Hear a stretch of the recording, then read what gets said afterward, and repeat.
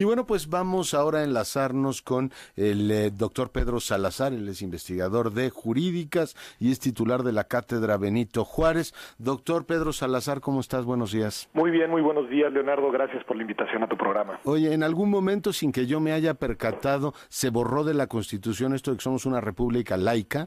Es una cosa increíble porque parece que varios ya gobernantes en distintas entidades, de distintos partidos y en diferentes órdenes de gobierno piensan eso, lo cual es muy serio porque, de hecho, contrario a lo que estos señores y señoras asumen, fue precisamente el año pasado cuando en el artículo 40 se estableció de manera expresa y puntual que, entre otras características de la República Mexicana, México se define como una república precisamente laica.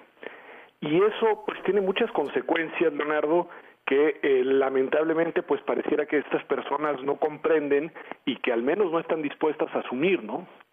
La alcaldesa de Monterrey dice que lo comentó a título personal. Hemos también reseñado que algunos otros alcaldes de Nuevo León lo hicieron. Reseñamos también, Pedro, amigos de Enfoque, el caso del gobernador de Chihuahua, en este caso un priista. También relataba yo hace un ratito, a propósito de un comentario que hiciste en el programa de Ciro Murayama en TV UNAM, esta carta que mandó Erubiel Ávila, el gobernador constitucional del Estado de México, diciendo que él como hombre de fe le pedía al Papa, no sé cuántas cosas más. Es decir, yo no sé si el sentido crítico se activa o se apaga en función de la militancia política, pero son muchos casos y me pregunto, doctor Salazar, ¿dónde está la Secretaría de Gobernación en todo esto? ¿O quién debería sacarles a todos estos políticos la tarjeta amarilla? Mira, lo primero que yo diría, Leonardo, es que vale la pena recuperar que se trata de actos que violan la Constitución y el ordenamiento jurídico mexicano, porque a veces se nos olvida no es eso moco de pavo. Y le restamos importancia.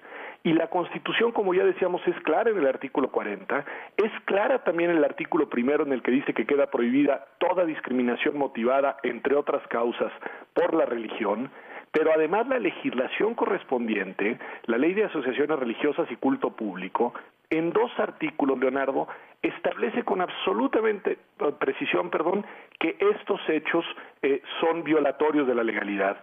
En un artículo dice la ley, si me permites te lo leo muy breve, dice: el Estado no podrá establecer ningún tipo de preferencia o privilegio en favor de religión alguna.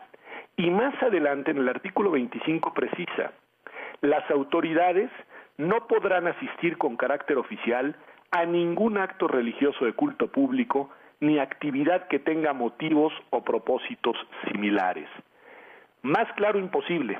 Es decir, nuestro ordenamiento jurídico sí es preciso en la materia, no es susceptible de interpretación, no da margen para que en este caso la alcaldesa diga que asistió a este evento a título personal, además porque el acto de entregar las llaves de la ciudad le corresponde a una alcaldesa y no a cualquier ciudadano, lo cual confirma que su presencia, su discurso y sus actos están enmarcados dentro de la función que ejerce. Y me parece que ese hecho, el que se trate de violaciones a las normas mexicanas, pues es lo primero que hay que subrayar, que hay que advertir, porque conlleva las consecuencias que tú dices. Alguien tiene la responsabilidad de garantizar que la legislación se cumpla. Y en este caso, como en muchos más en el país, pues la impunidad me parece que es la regla campante.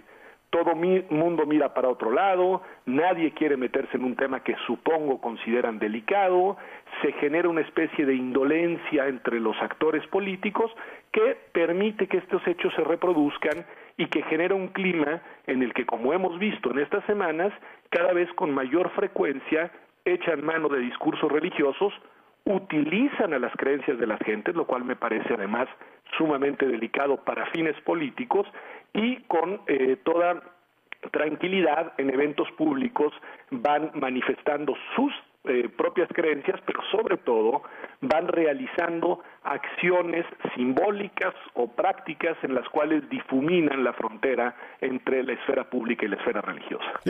Como tú dices, es una violación de la Constitución, pero nos vamos acostumbrando a que eso sea parte del paisaje, y déjame incidir nuevamente en el tema de cuando se adormece el sentido crítico. Esta idea que finalmente, bueno, pues da igual, total, es la alcaldesa de Monterrey y es del PAN y son de derechas, todo lo demás, pero citaba el caso de 2 gobernadores priistas, por por no hablar de un montón de actuaciones de legisladores locales y el propio revolucionario institucional en temas que tienen que ver con la penalización del aborto. Pero se nos ha dormido el sentido crítico, hace falta rediscutir el tema. Además, tú tienes la cátedra Benito Juárez, Pedro, el tema de la laicidad del Estado, la laicidad como un valor que permite la convivencia. No.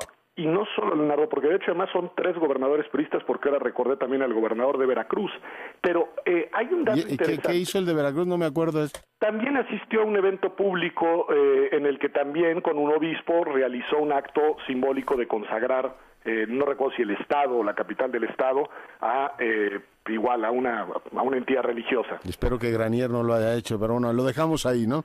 Pero un dato interesante, ¿qué responde la alcaldesa y supongo que responden los demás gobernadores? Dicen, la alcaldesa públicamente ha dicho, debe de tolerarse las creencias de las personas y deben permitirme a mí emitir un discurso como el que emití porque lo hice a título personal.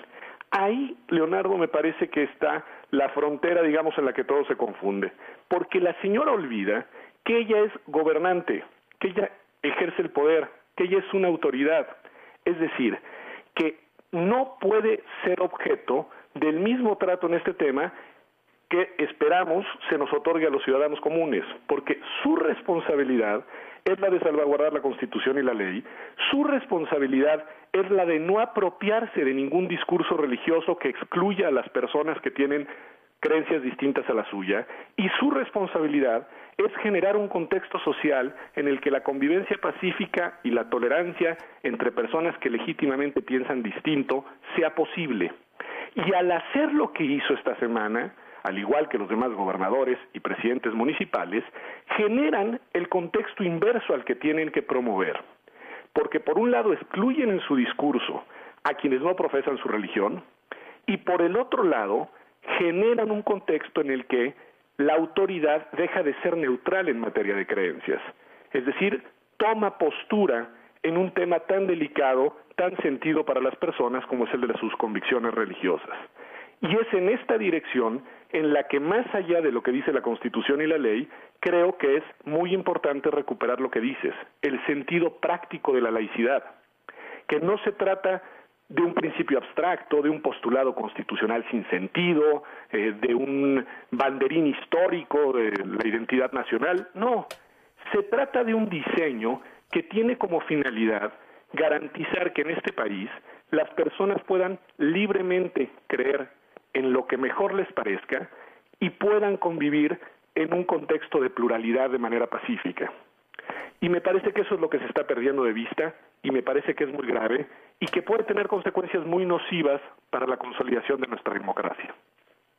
Absolutamente no es en modo alguno una satisfacción a los comecuras, esto es decir, ponga ahí República Laica para que estén tranquilos, es una forma también de organizar la convivencia, y bueno, a menos que en Monterrey inscriban en las listas electorales a Jesucristo, pues también veo una especie de ilusión de responsabilidades ahí, la alcaldesa diciendo pongo en manos de Jesucristo el municipio, me imagino que Jesucristo no puede recurrir al Tribunal Electoral y decir, a mí no me eligieron para absolutamente nada, Pedro. Y hay un dejo también de patrimonialismo que hay que subrayar, porque esta señora fue electa por parte de sus ciudadanos para administrar su ciudad durante algunos años y eso parece que lo olvida cuando se apropia simbólicamente de la ciudad y decide entregársela, ponerla en las manos del Dios de su preferencia. Es decir, ni siquiera, digamos, ese sentido de comprender que la cosa pública, en este caso la ciudad, no le pertenece a quien la gobierna, sino que es patrimonio común, ni siquiera solo de los habitantes de Monterrey, sino de todos los mexicanos. Muy bien, pues doctor Salazar, te agradezco mucho que hayas conversado con nosotros. Al contrario, Leonardo, muy buen día y muchas gracias.